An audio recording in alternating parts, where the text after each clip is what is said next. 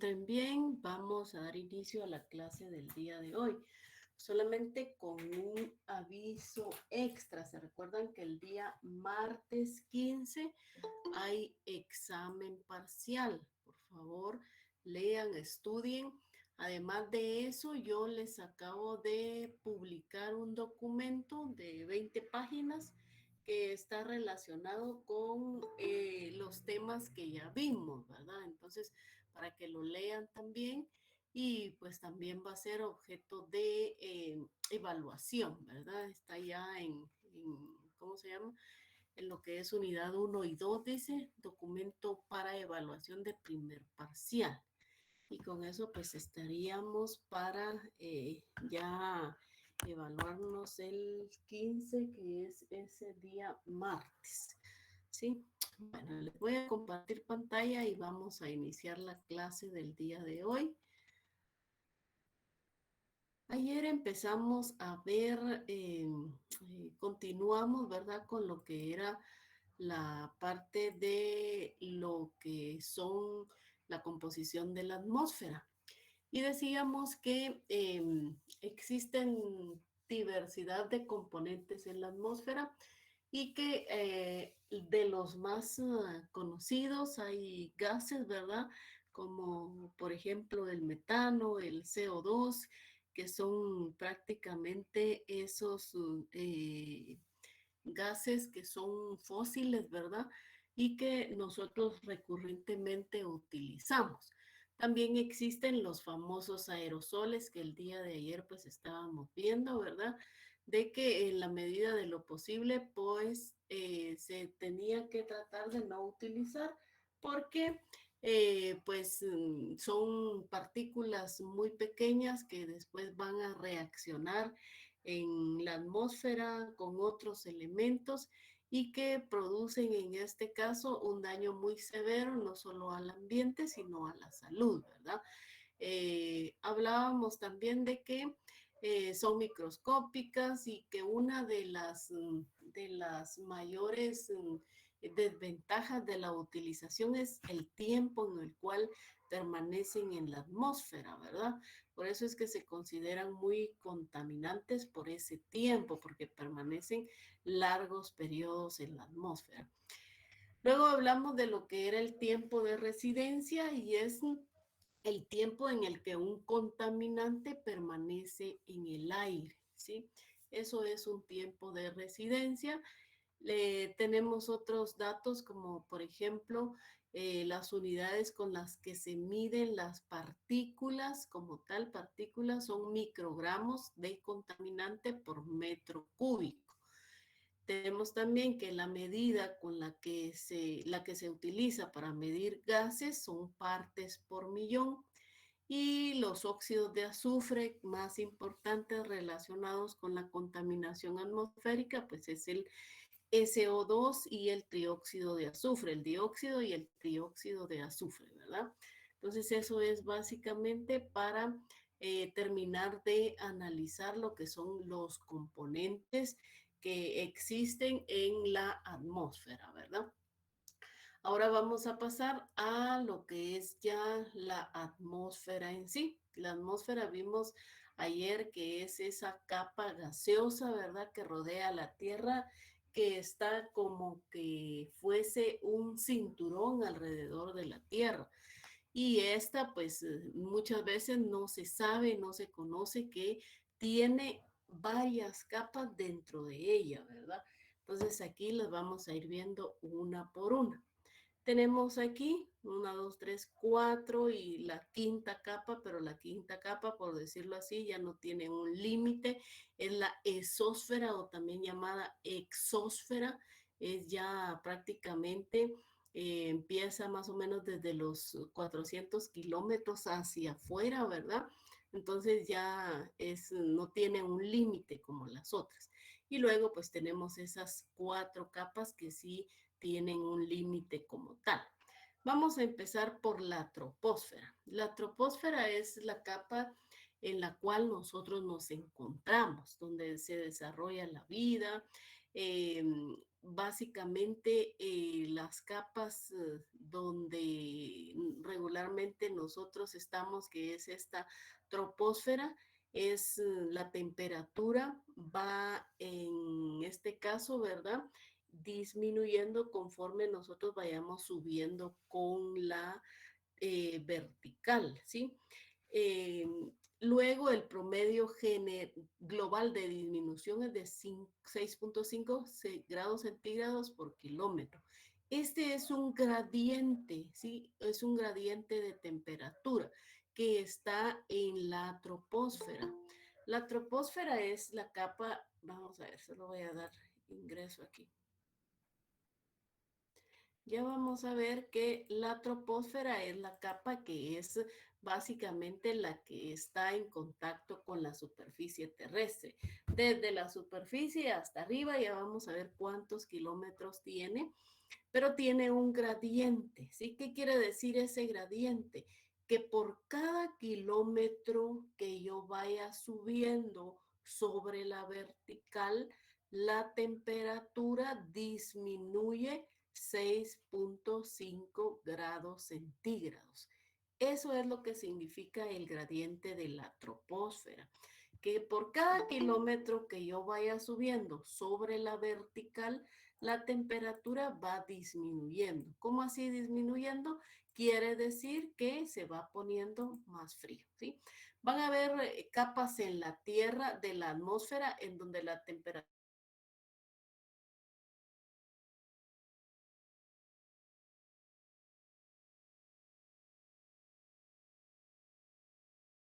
de la atmósfera, de la superficie hasta más o menos 10 kilómetros, ¿sí? Hasta 10 kilómetros llega la troposfera y aquí están contenidos todo lo que son la formación de la mayoría de nubes, ¿sí? Está en este caso, ¿verdad? Hasta donde llegan a volar los aviones, llega todos los, en este caso, volcanes, montañas, pues definitivamente es menor que los 10 kilómetros, ¿verdad? Pero básicamente es aquí donde está el casi que 90% de lo que es la masa sobre la superficie, ¿sí? Esta es la troposfera. Luego tenemos aquí la troposfera, se dan todos los fenómenos meteorológicos, las lluvias, etcétera, ¿verdad? El 90% de la masa de la atmósfera, el aire es limpio, compuesto por nitrógeno, oxígeno, y comienzan a ascender las temperaturas a medida que la altitud va decreciendo, ¿sí? Y aquí tenemos la tropopausa. Termina la troposfera, aquí vean, y empieza su límite, que es una zona de transición, ¿sí? Que es la tropopausa. Cada una de estas capas tiene su zona de transición, o sea, su límite en donde se dan algunos cambios también, ¿sí? Entonces, ese es la tropopausa, una zona de la atmósfera terrestre que sirve de límite entre la troposfera y la estratosfera. Esa es la tropopausa, ¿sí? Entonces ahí tenemos 10 kilómetros y luego empieza la estratosfera, ¿verdad? Aquí tenemos entonces lo que es básicamente la troposfera, ¿verdad? Se enfría a medida que va ascendiendo, ¿sí? Vean, aquí tenemos la temperatura, tenemos un promedio de 18 grados, que es el promedio de temperatura 15 a 18 grados, ¿verdad? Sobre la superficie terrestre, y esa conforme vamos subiendo sobre la vertical va decreciendo, ¿sí? La temperatura va decreciendo, va haciéndose más frío, ¿sí? Entonces aquí está ese comportamiento y luego aquí tenemos esa capa límite entre la troposfera y la estratosfera, ¿sí? Y luego aquí ya empieza ya lo que es la estratosfera, ya lo vamos a ver, la temperatura se va calentando a medida que se va ascendiendo. Por eso no es igual el comportamiento de la temperatura en todas las capas. Aquí en la parte de la troposfera ya vimos que en este caso va descendiendo esa temperatura conforme vamos subiendo. Luego tenemos la estratosfera, ¿sí? En la estratosfera, pues está de los 10 kilómetros hacia arriba, ¿verdad? Abarca más o menos 50 kilómetros de altitud, ¿sí? Tiene varios estratos, ¿sí? Varias capas. Y dentro de esas varias capas, se dice que son varias capas porque se da en este caso cambios de temperatura. Hay momentos que dentro de estos 50 kilómetros aumenta, otras veces disminuye. Pero hay una capa y por eso es la importancia de la estratosfera, cada una tiene su importancia. Hay una capa que es la ozonosfera, que es donde está en este caso la capa de ozono, ¿sí? Más o menos entre los 15 y 40 kilómetros de altitud. ¿Por qué es importante? Porque sabemos de que el ozono actúa como un filtro o como escudo para las radiaciones del sol, las radiaciones que son muy nocivas, ¿verdad? Entonces aquí tenemos, en la baja estratosfera la temperatura es constante hasta llegar a las alturas de 20 a 30 kilómetros, ¿sí? Se mantiene la temperatura hasta cuando ya empiezan los 20 o 30 kilómetros, la temperatura empieza a aumentar, ¿sí? Hasta valores cercanos a los de la superficie. Dice, recuérdense que venimos de la estratosfera donde las temperaturas son bajas y ahora en la estratosfera baja empiezan a aumentar, o sea que casi a llegar a temperatura de la superficie que es de 15 a 18 grados, ¿verdad? Y luego permanece constante. Después, sí, hay otro espacio en donde la temperatura crece hasta los 32 kilómetros y luego empieza, crece lento, pero después empieza más rápido por encima de esa altitud. Y lo que sucede es de que conforme se va subiendo hay menos convección en la estratosfera, ¿verdad? ¿Por qué? Porque la conversión es un proceso en donde convergen esas masas de aire, ¿verdad? Entonces, en la parte de más alta, ¿verdad? En la parte superior, entonces es más caliente y en la inferior es más fría, ¿verdad? Entonces, es básicamente el comportamiento de la estratosfera. ¿Cuál es la importancia que tiene la capa de ozono, verdad? Aquí la tenemos. En este espacio, pues se dan todavía lo que son los globos aerostáticos, ¿verdad? En la estratosfera. Y básicamente esa es la importancia, ¿verdad? Luego tenemos, aquí está nuevamente la estratosfera, vean, de 10 a 50 kilómetros y viajan aviones comerciales todavía. Ahí están los globos aerostáticos, ¿verdad? Y está, en este caso, las nubes polares estratosféricas, los cumulonimbus, que tienen, por decirlo así, ese límite hasta donde ellos llegan, ¿verdad? Esa es la estratosfera, ¿sí? Luego, al igual que la troposfera, tiene una capa de transición, una capa límite, que es la estratopausa, ¿sí? Vean, yo no sé si en la troposfera también les presenté, creo que no, no está aquí. ¿Cómo se va viendo en este caso el cambio? Es en este caso, ¿verdad? ¿Cómo se va alejando? No, no tengo de la troposfera, pero yo tenía. Ahí estamos todavía, se ve a lo lejos, se diferencia todavía algo, ¿verdad? Pero conforme vayamos subiendo, ya se va a ver cada vez menos, ¿verdad? Y aquí está la troposfera de 10 hasta más o menos 50, la estratosfera de 10 hasta 50 kilómetros, ¿verdad? Igual tiene su zona de transición. Está la zona de la capa de lo que es el ozono, ¿verdad? La ozonosfera dentro de la estratosfera, ¿sí? Y la estratopausa, pues es una línea de transición, ¿verdad? Límite entre la estratosfera y la mesósfera. Mesósfera, porque es medio, entonces es la capa que está al medio, ¿verdad?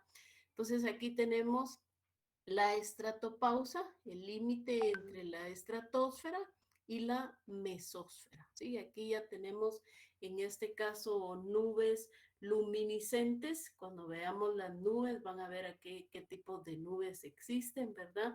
Esas nubes luminiscentes se dan hasta estas alturas, más o menos hasta lo que es pasado de lo que son esos 50 kilómetros, ¿verdad? Porque ya es parte de la mesósfera, ¿verdad? Entonces vamos a ver la mesósfera, ¿sí? A una altura de 50 kilómetros, ¿sí? O sea, cuando empieza, ¿verdad? Después de la estratopausa, la temperatura deja de crecer, ¿sí? La temperatura decrece hasta menos de 90 grados centígrados, ¿sí? O sea que baja hasta menos de 90 grados centígrados en 80 kilómetros de altura, ¿sí? Entonces vean cómo ha sido el comportamiento. En la troposfera, pues disminuía la temperatura, habían temperaturas bajas, ¿verdad? Conforme se va subiendo en la estratosfera, pues empiezan a subir esas temperaturas y luego en la mesósfera vuelven a bajar nuevamente, ¿verdad? El aire es homogéneo hasta la mesopausa, que es su línea límite. La atmósfera al nivel de lo que es la mesopausa es más fría todavía, ¿verdad? Y en este caso, algo muy importante de la mesósfera es que destruye la mayoría de meteoros y asteroides antes de que puedan alcanzar, en este caso, ¿verdad? La superficie terrestre, ¿sí? Entonces, esa es la importancia de la mesósfera. Primero, de que en este caso, ¿verdad? Destruye esos meteoros y asteroides antes de que puedan alcanzar la superficie terrestre. Y como vimos de que en la parte cercana a la mesopausa es más fría que cualquier otra capa de la atmósfera. Entonces aquí tenemos la mesósfera. Aquí veíamos, vean, ya es más lejano, ¿verdad? Cada vez nos estamos alejando más. Aquí podemos ver esas nubes luminiscentes, que son esas nubes, también se les conoce como nubes mesosféricas, ¿verdad? Unas nubes que son brillantes, ¿sí? ¿Por qué? Porque se dan en las capas más altas de la atmósfera, ¿sí? Entonces, por eso son nubes luminiscentes, porque son nubes brillantes que se dan en las capas altas, ¿verdad? Y luego, pues, la mesopausa. Mesopausa es la zona de transición o la zona de la atmósfera que sirve de límite entre la mesósfera y la termósfera o ionosfera, ¿sí? Esa tiene dos nombres, termósfera o ionosfera, ¿verdad? Entonces aquí tenemos en la mesopausa todavía se dan esas nubes luminiscentes. Y luego en lo que es la termósfera o ionosfera, ¿verdad? Está de los 90 kilómetros hacia arriba hasta los 400 más o menos, ¿sí? Vamos a ver, alguien levantó su mano, activó, sí, Yarling. Buenas noches, ingeniera. Perdone, es que no logré anotar la diapositiva anterior. ¿Se la podría regresar? Perdón. Bueno. Gracias. ¿Esta o esta?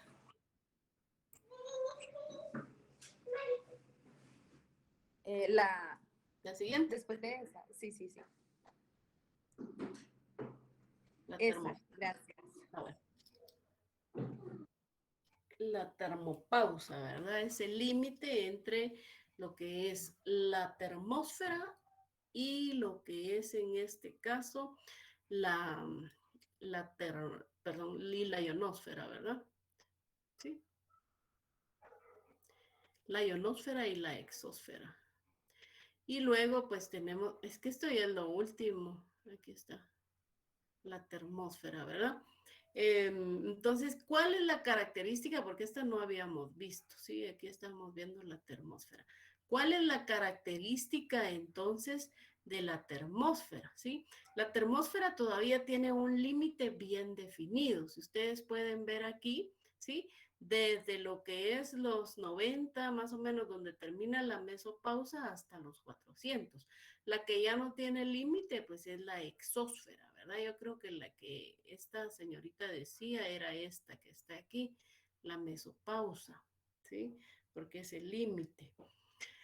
Entonces, ¿qué otras características tiene la termósfera? ¿Sí? En la termósfera, pues hay un aumento progresivo de la temperatura. Venimos de la mesósfera en la cual traemos temperaturas bajas, ¿verdad?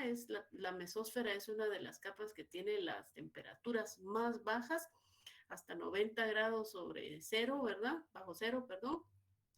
Y en este caso, pues empiezan a incrementarse esa temperatura, ¿verdad? Es distinta al resto de la atmósfera. ¿Por qué? Porque aquí ya vienen más cerca, por decirlo así, los efectos de los rayos ultravioleta, todos los rayos emitidos por el sol. Cuando veamos la parte de los rayos que emite el sol, vamos a ver que emiten en grandes, en diferentes longitudes de onda. Entonces tenemos infrarrojos, tenemos ultravioletas y que todos son absorbidos por diferentes formas de los gases, por ejemplo, por el vapor de agua. Entonces, por eso es que en este caso, ¿verdad? Es diferente la composición al resto de la atmósfera, ¿verdad? En este caso, los gases tienen menos tendencia a mezclarse y los átomos más pesados se van separando por efecto de la gravedad. Esa es la termósfera, ¿verdad? Y luego, pues tenemos su capa límite, que es la termopausa. Esta es ya la capa que divide, por decirlo así, la termósfera con la exósfera, con la última capa, ¿verdad? Entonces esa es básicamente el límite. Y luego pues viene en este caso, ya no está la exósfera, ¿verdad? Pero qué raro si está. Ah, bien, aquí está. Entonces aquí está, ¿sí? Cambios en la composición de las capas, ¿verdad? La presión atmosférica del aire disminuye con la altura. Cuando veamos presión, ya vamos a empezar a ver cada uno de los factores climáticos, vamos a ver cómo es el comportamiento. Pero en este caso, la presión atmosférica del aire va a disminuir con la altura. O sea que a mayor altura la presión disminuye, ¿sí? La presión disminuye con la altura. A medida que nosotros vamos subiendo sobre la vertical, la presión disminuye. Por eso es que muchos dicen que cuando suben a los aviones, alguien dice, es que eso no tiene nada que ver. Pero hay gente que sí se enferma en los aviones derivado de las presiones, ¿verdad? De las presiones, en este caso, bajas, ¿verdad? Existe un equilibrio entre la fuerza de gravedad que tiende a atraer moléculas de aire hasta la superficie y el movimiento térmico, ¿sí? Hay un equilibrio entre lo que es la fuerza de gravedad y también ese movimiento de las moléculas, ¿verdad? Hay una variación vertical de la atmósfera. Podemos decir de que la atmósfera, a raíz de ese movimiento que se da por efecto de los vientos, de la circulación general de la atmósfera, entonces se puede ver que se divide en dos capas, ¿sí? Pero esto ya no es, por decirlo así, capas de la atmósfera como tal, sino la atmósfera vista desde un punto separado. Se divide en dos, en homósfera y en heterósfera. La homósfera, pues, es aquel espacio en donde no hay, los gases están prácticamente, no se ve división de gases, hay un movimiento lento, mientras que la heterósfera hay un movimiento más brusco de los gases, ¿verdad? Entonces eso es homósfera y heterósfera con relación a la composición, ¿verdad? Hay una combinación de los gases que se pueden dar y por eso se le llama homósfera y heterósfera. Y aquí tenemos entonces la termósfera y posterior a eso viene la exósfera, ¿verdad?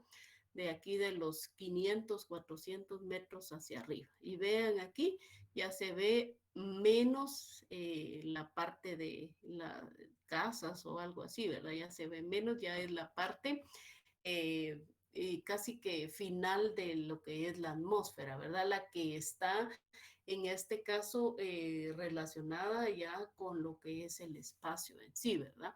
Y es la exósfera. La exósfera está constituida por iones, electrones, que estos se confunden con ese gas interplanetario, ¿verdad? Es extremadamente ligero. Ya vamos a ver que en la exósfera es donde también se ven esos famosos cinturones de Van Allen, ¿verdad?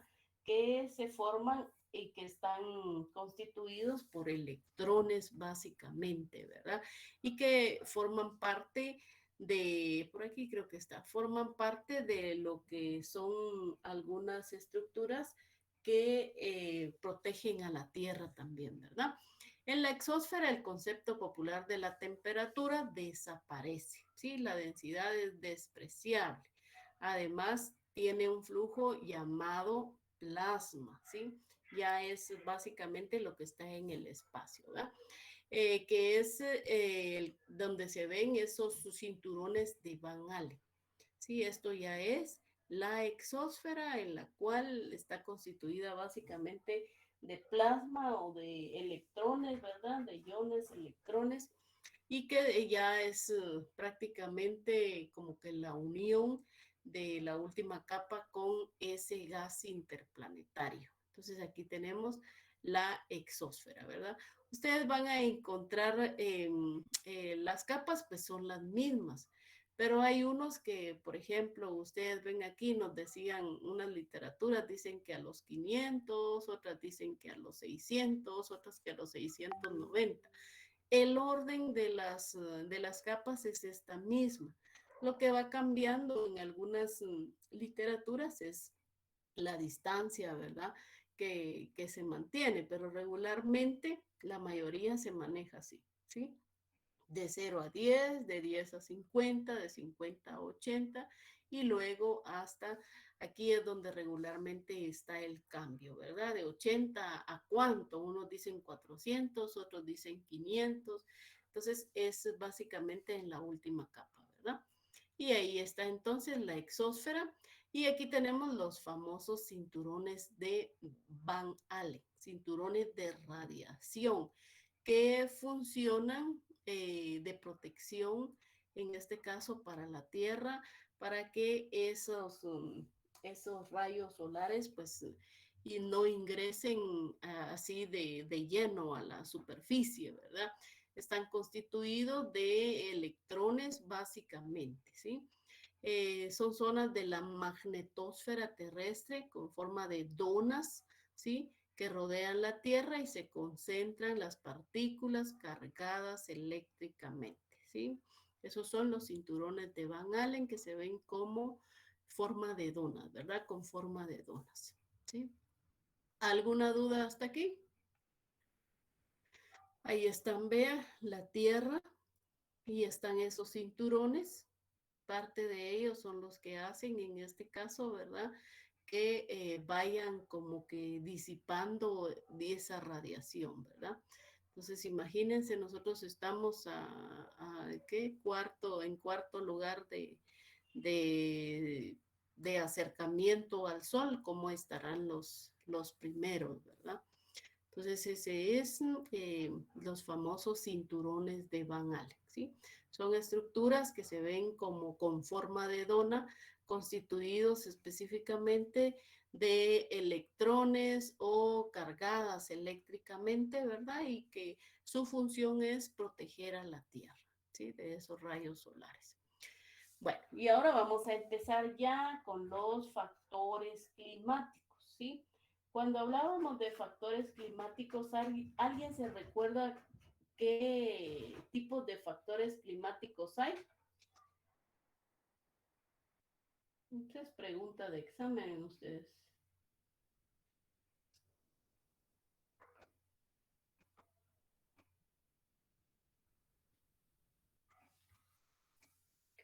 ¿No te recuerdo?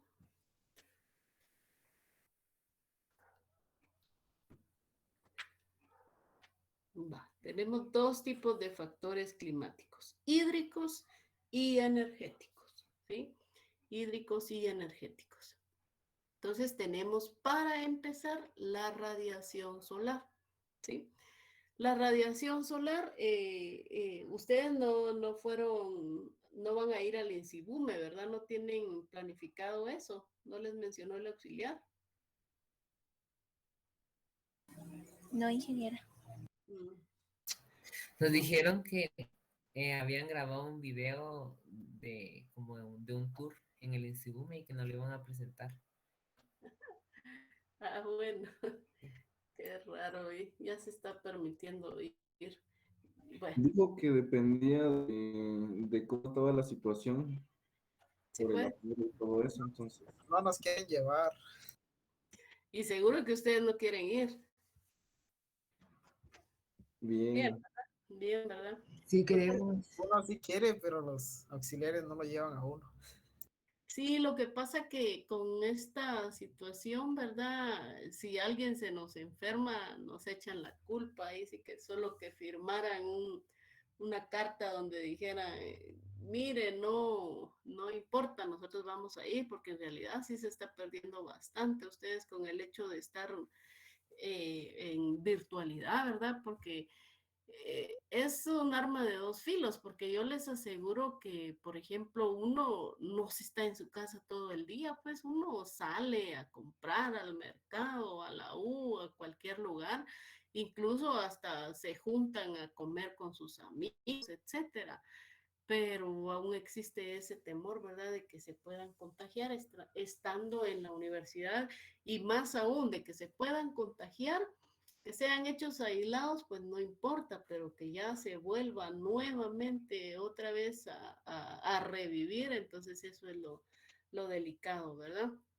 Pero sí habría que, primero Dios para el otro semestre, pero vamos a ver, ojalá que sí. Bueno, la radiación es esa transferencia de energía. La radiación solar es energía que viene del sol, ¿sí?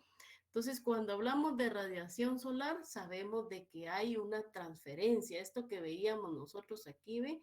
Todo esto es radiación. Es esa transferencia de energía por parte del sol, ¿sí? A todos los planetas, ¿sí? Pero como nosotros lo estamos viendo en la Tierra, entonces es esa transferencia de energía que se da por ondas electromagnéticas. Desde lo que es la fuente, que es el Sol, hacia afuera, hacia todas las direcciones, ¿verdad? Es un proceso de transmisión, ondas o partículas a través del espacio o de algún medio. Todas las formas de radiación son producidas por cargas aceleradas. Eso es la radiación, básicamente energía transferida a través de diferentes tipos de onda, ¿sí? Entonces tenemos aquí las longitudes de onda y las frecuencias. Básicamente, cuando hablamos de una longitud de onda, estamos hablando de un movimiento ondulatorio, ¿sí? Entonces hablamos de una longitud de onda cuando tenemos esa distancia entre dos puntos sucesivos situados en una misma fase. Por ejemplo, la distancia entre dos crestas. Yo creo que, sí, ahí está la figura. Entonces, cuando nosotros venimos y vemos aquí, sabemos de que esto es transferido a nivel de onda, y la longitud de onda, pues se va a medir en este caso, ¿verdad? Como una distancia que hay de cresta a cresta, ¿sí? Esa es la longitud de onda. También se puede explicar como la distancia que recorre una perturbación en el intervalo que transcurre entre dos puntos consecutivos. Es básicamente la misma definición, es una distancia. La longitud de onda es una distancia, ¿sí? Que recorre la energía y que se mide a través de dos crestas. Entonces, esta es la longitud de la onda, ¿verdad? La energía que se recorre, se cree que la energía viaja así en esta forma, ¿verdad? Tiene un ciclo, sube, vuelve a bajar, etcétera. Y que esta básicamente pues es la longitud de onda, ¿verdad? Lo que nosotros medimos de cresta a cresta. Esa es la longitud de onda, ¿sí? Es la longitud de un ciclo. Es inversamente proporcional a la frecuencia de onda. ¿Qué quiere decir esto? Que en este caso, ¿verdad? Si yo tengo una longitud de onda, va a ser, no va a ser, ¿cómo les digo yo? Diferente, o sea que si es en este caso, tengo una longitud de onda larga, tengo una frecuencia corta, ¿sí? Eso es inversamente proporcional, ¿sí? Es como que fuera un sinónimo, ¿verdad? Si tengo una, ¿cómo les digo yo? Alto, bajo, ¿sí? Algo así es en cómo funciona en este caso la longitud de onda con respecto a la frecuencia. Tengo una frecuencia larga, tengo una longitud de onda corta, ¿sí? Eso es así, inversamente proporcional a la frecuencia. El número de repeticiones por unidad de tiempo, generalmente por segundo. Esa es la frecuencia, ¿sí? La frecuencia es número de repeticiones por unidad de tiempo y regularmente se mide en segundos, ¿sí? Entonces son inversamente proporcionales, ¿sí? Mientras una crece, bueno, no es que una crezca, sino que una, en este caso, ¿verdad? Es una longitud de onda larga y es una frecuencia corta, ¿sí? Son inversamente proporcionales. Y entonces la radiación es la principal fuente de energía. De hecho, como ya lo habíamos visto, todos los procesos que se desarrollan en el sistema Tierra, atmósfera, océano, que son más del 99.9%, toda esa energía que se utiliza, que utilizamos, viene del Sol, ¿sí? Todo lo que es la tierra, el suelo, los océanos, también absorben energía solar. Y estas pues la reirradian en forma de calor en todas las direcciones, ¿sí? Entonces es como que nosotros, ustedes de repente han visto en las caricaturas, ¿verdad? Alguien tiene, en este caso, las gemas, dirían, de la vida, ¿verdad?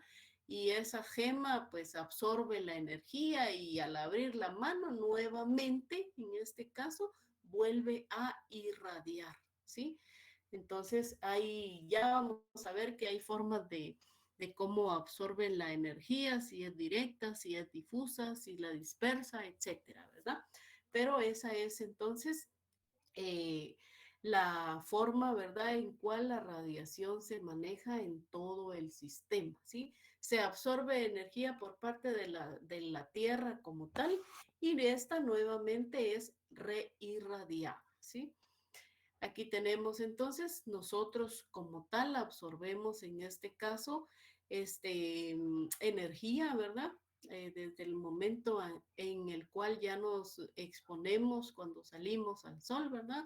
Hay en este caso diferentes longitudes de onda, todas son absorbidas por diferentes elementos, ¿verdad?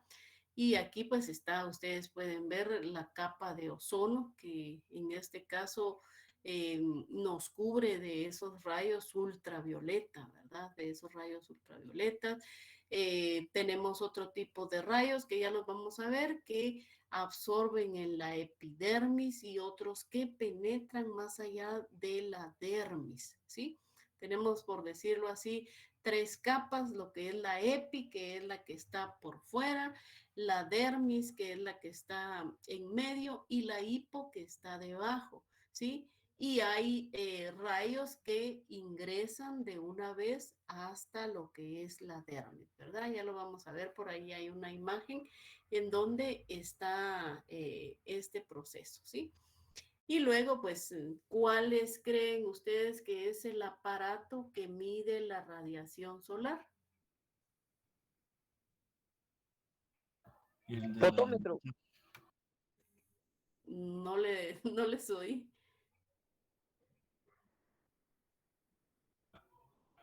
Y leyendo, pues, el de la izquierda, ¿va? Eh, los dos miden la radiación, ¿sí? Los dos miden la radiación, ¿sí? Hay diferentes, en este caso, diferentes aparatos, ¿verdad? Algunos dicen, miren, el solarímetro, otros dicen, por ejemplo, el actinógrafo. Hay aparatos como este que está aquí en la izquierda, que ya son aparatos más sofisticados, ¿verdad? Que incluso los carga uno a veces aquel que trabaja en situaciones de clima, por ejemplo, relacionados con temas de clima, se lo puede cargar en la bolsa, ¿verdad? Entonces va a depender, eso es otra cosa, ¿verdad? ¿Qué tipo de radiación estamos midiendo? Si es una radiación global, si es una radiación total. Entonces hay aparatos que miden cada uno de ellos, ¿verdad? Ya los vamos a ver también. Entonces, estos son algunos nada más, ¿sí? Luego tenemos la constante solar, ¿sí? La constante solar es básicamente la cantidad de radiación solar que entra o que incide por un área y una unidad de tiempo, ¿sí? Entonces, nosotros estamos en un área y medimos en este caso la cantidad de radiación que entra en un determinado tiempo, ¿sí? Esa es la constante solar. Eh, el valor de la constante solar es 1360 julios por segundo por metro cuadrado, ¿sí? Eso es lo que básicamente se ha determinado. ¿Cuánto entra en un metro cuadrado por segundo? 1360 julios, ¿sí? Ese es el valor de la constante solar. Está determinada por el grado de energía que entra, ¿verdad? En un área y también en un tiempo, que el tiempo lo medimos nosotros en segundos, ¿sí? O sea que es esa energía que entra en por una unidad de área en un tiempo establecido, ¿verdad? Que son 1360 julios por segundo por metro cuadrado, perdón, que es equivalente a decir 2 Langleys por minuto, ¿sí? Entonces, y luego de, en este caso, ver qué es Langley, nos metemos a un montón de temas, ¿verdad? Un Langley es una medida para medir radiación solar o para medir en este caso, ¿verdad? Toda la parte de la insolación, ¿verdad? Entonces un Langley equivale a una caloría por centímetro cuadrado, ¿sí? Y de ahí tenemos que ver qué es una caloría y ahí nos vamos eh, eh, descifrando la fórmula, ¿verdad? Entonces esa es la constante solar. Y aquí tenemos entonces la relación que hay. Esa constante solar es básicamente, ¿verdad? Una medida, 1367, de energía que entra por unidad de área y en tiempo, ¿verdad? Es así como nosotros lo medimos, ¿sí? Y que va a depender entonces, ¿verdad? Van a haber momentos en los cuales las diferentes caras de la Tierra va a recibir mayor cantidad de radiación y otras pues van a recibir menor cantidad, ¿verdad? Eso es básicamente cómo está relacionado en este caso la radiación con la Tierra, ¿sí? Bueno, no sé si tienen alguna duda hasta aquí o quieren que sigamos. Seguimos, que falta radiación, sí falta bastante de radiación, ¿sí? Sigamos aquí, vamos a ver este todavía, ¿sí? Entonces aquí tenemos, la longitud de onda se identifica con esta letra, ¿sí? Esta es la longitud de onda y la frecuencia con esta otra letra griega, ¿verdad?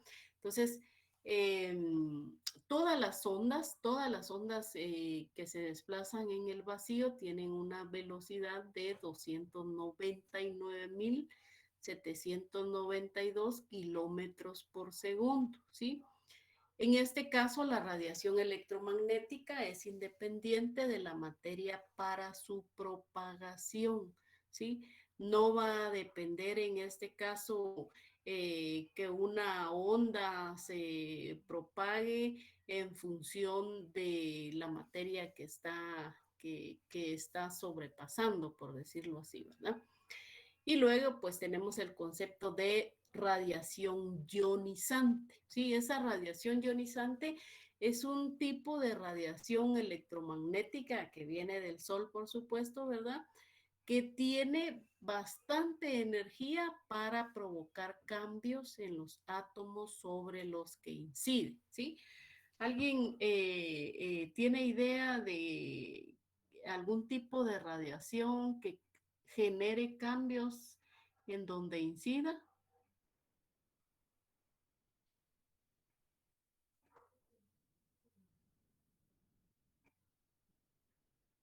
Bueno, vean pues, algunos de esos son las radiaciones que regularmente las personas que tienen cáncer reciben, ¿verdad?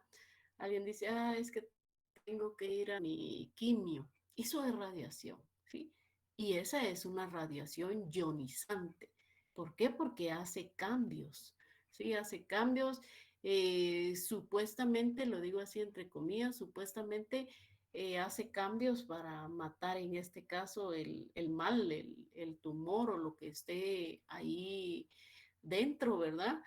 Pero que muchas veces no ha funcionado bien, ¿verdad? Sino que por un tiempo cesa en este caso el tumor, pero después como que volviera a brotar, ¿verdad? Lo digo porque ya tuvimos un caso familiar así, ¿verdad?